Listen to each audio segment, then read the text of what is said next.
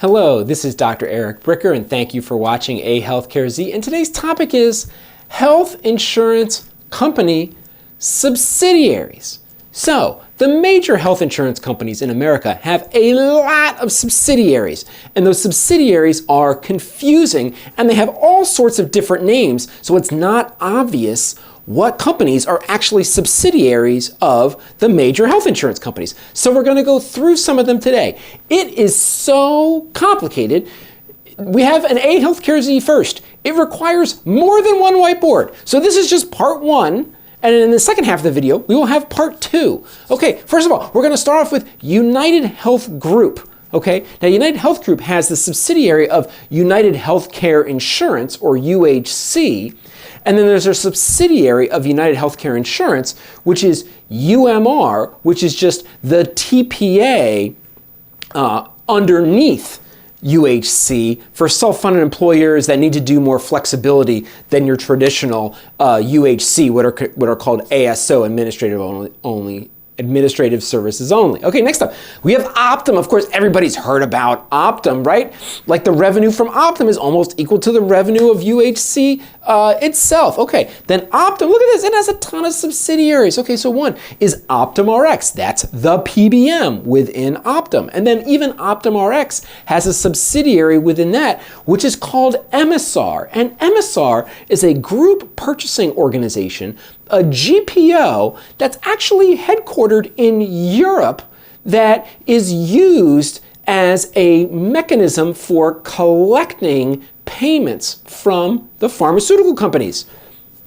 I have a whole other video about that. I will leave a link to it in the show notes. Okay, next up, then there is the Optum Specialty Pharmacy. That's right, because if you get your specialty medications through OptumRx, you can't just go fill that at your local pharmacy. You have to get a mail order through the Optum Specialty Pharmacy. Okay, next up is Change Healthcare. Of course, many of you are familiar with Change Healthcare because they had that large ransomware problem earlier in 2024. Now Change Healthcare acts as the electronic interface for billing and then record of payment between the multiple health insurance carriers and thousands of doctors and hospitals across America. It's essentially the piping that allows those electronic transactions of billing and payment to occur. Okay, so they're the pipes. Change Healthcare itself has a subsidiary. It's called Interqual. Interqual actually creates the quote-unquote standards for the number of bed days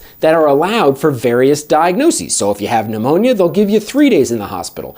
If you have acute renal failure, they might give you 4 days in the hospital, and on and on and on. Okay, all those quote-unquote standard guidelines are created by Interqual, which is a subsidiary of Change Healthcare, which is a subsidiary of Optum, which is a subsidiary of UnitedHealth Group. Whoa, look at that. It's 4 layers deep.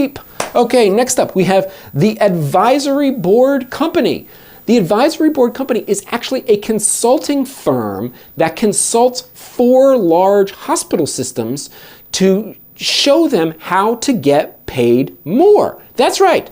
UnitedHealth Group owns a consulting firm that tells hospitals how to make more money from UnitedHealthcare itself, along with other health insurance companies. Next up, UnitedHealth Group actually owns large physician practices. One of the ones that it owns down in Houston is called Kelsey-Seybold. Now, Kelsey-Seybold is actually sort of like a mini Kaiser in that it's capitated. It gets a fixed amount of capitated payment per patient, and then it provides outpatient care, ambulatory surgery care, it provides imaging, it does lab, it's got OBGYN services, it's got home infusions, it does all sorts of stuff, but they don't actually run hospitals.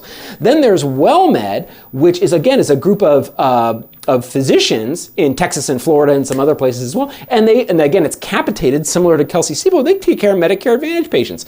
And then there's Atrius, which is up in Massachusetts, and they're kind of your historical, it's kind of fee-for-service physician group, and they own physician groups in California as well. Okay, now, before I move on, what I've done is I've put these up and down arrows in circles. What are these up and down arrows? So, how do each of these subsidiaries make money? Do they make money by increasing healthcare costs to the government employers and patients, right? Those are the three folks that pay for things, right? It's the government, either federal or state, it's employers, and then patients out of pocket cost themselves. So it's those three. So do these companies make more money by increasing healthcare costs, or do they make more money by decreasing healthcare costs? Because all you need to do is listen to a quarterly earnings call for UnitedHealth Group, and they explicitly tell their investors, like, how they're going to maximize revenue and how they're going to maximize earnings and how they're going to maximize shareholder value. That's the whole point of the conference call. So let's see how each one of these different subsidiaries of UnitedHealth Group, let's see how they make money. Okay, UnitedHealthcare makes money by making healthcare costs go down. UMR makes money by making healthcare costs go down. Okay, OptumRx makes money by healthcare costs going up. Emisar makes money by healthcare costs going up. Optum Specialty Pharmacy makes money by healthcare costs going up.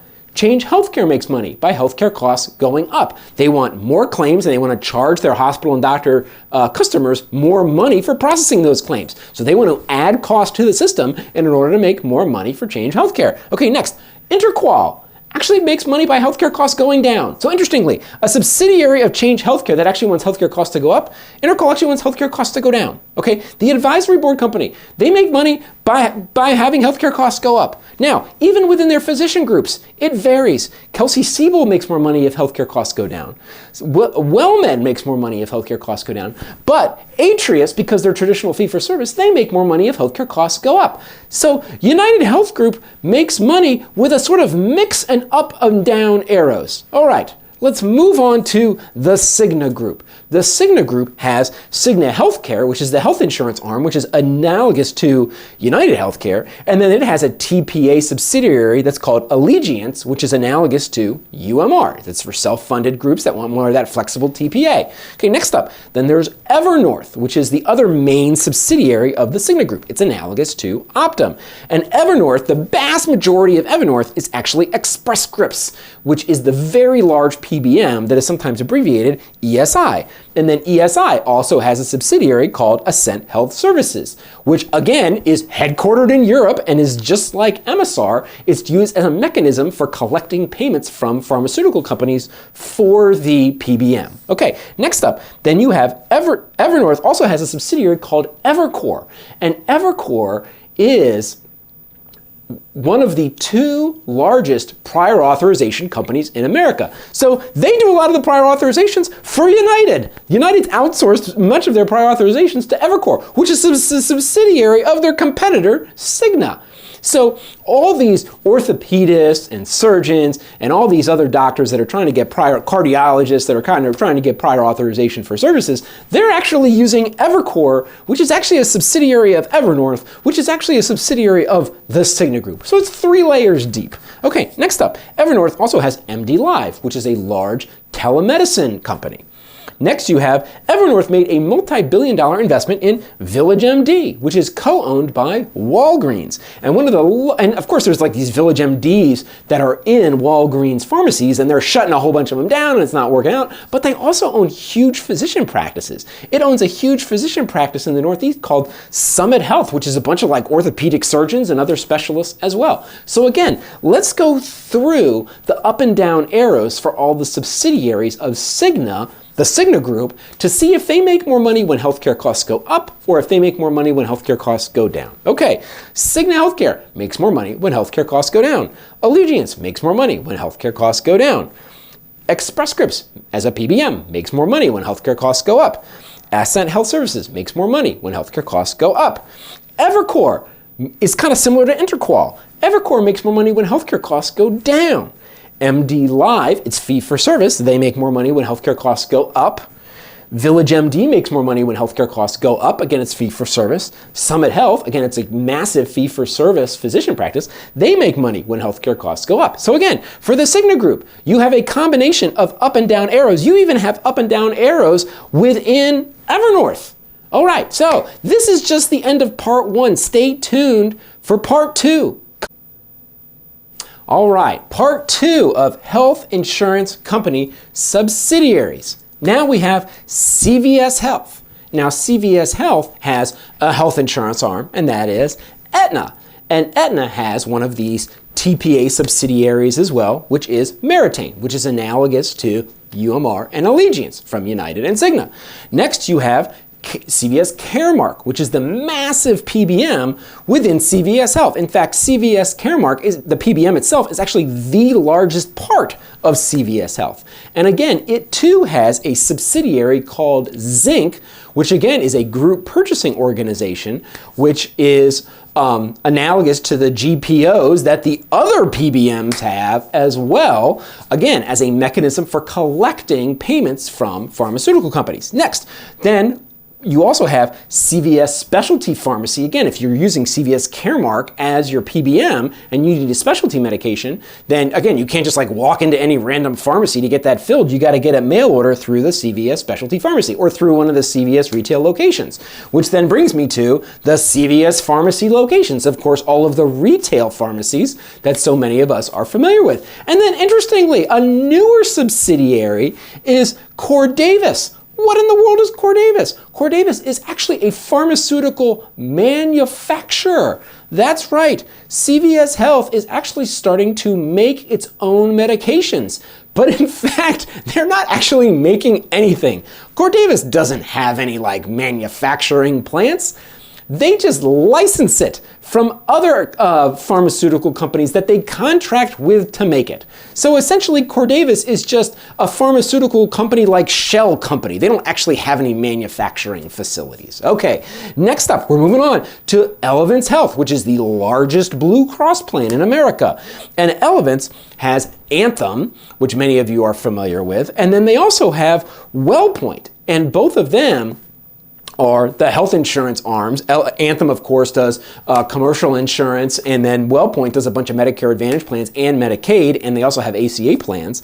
And then there's also Carelon within Elevance as well. And Carelon is analogous to like Optum within United, where it's sort of the healthcare services arm of Elevance. And they have AIM Specialty Health. And what is AIM Specialty Health? Well, it's just like eviCore.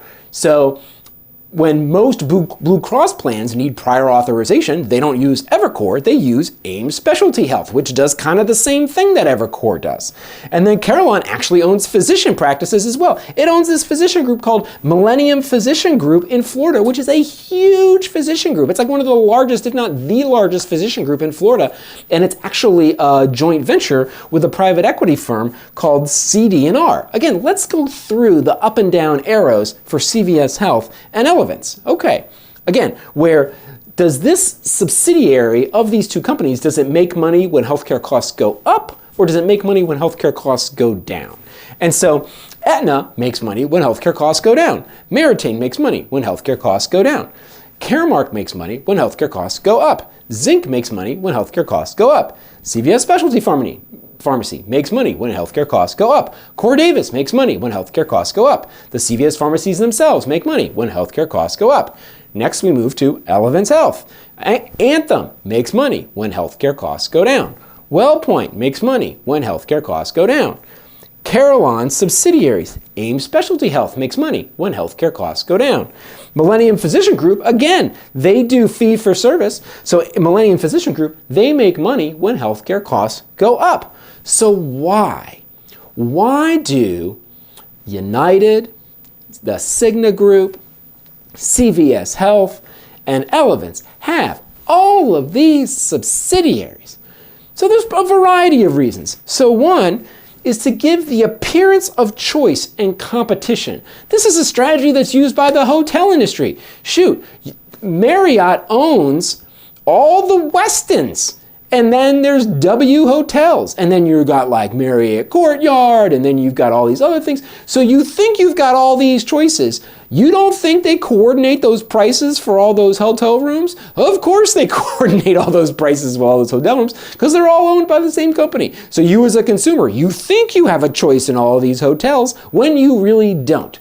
And so as an employer or as an individual patient or as a state government or even as the federal government, you think you have all these choices of all these different healthcare companies. And the point is you don't, because they're all subsidiaries of essentially four. All right, what's another reason? Is because these companies grew, especially over the last 10 to 15 years, by acquisitions. So many of these subsidiaries were an acquisition. United acquired Change Healthcare, and United acquired Interqual, and United acquired the advisory board company, and CVS acquired Caremark, and Cigna acquired Express Scripts, and Elevance Anthem acquired Wellpoint. Okay, so why is that important? It's important because these companies and the concentration of health insurance companies in America grew because of industry consolidation through acquisition. And that acquisition was really financed through ultra low interest rates. In other words, cheap debt after the great financial crisis of 2008, 2009.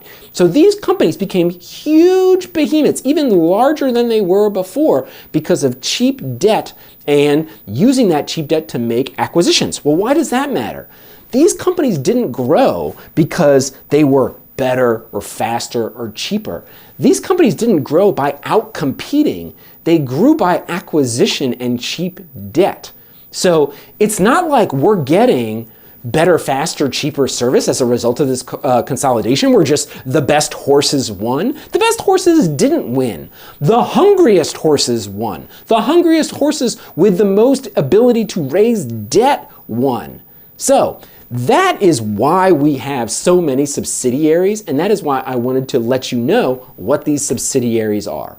And thank you for watching A Healthcare Z.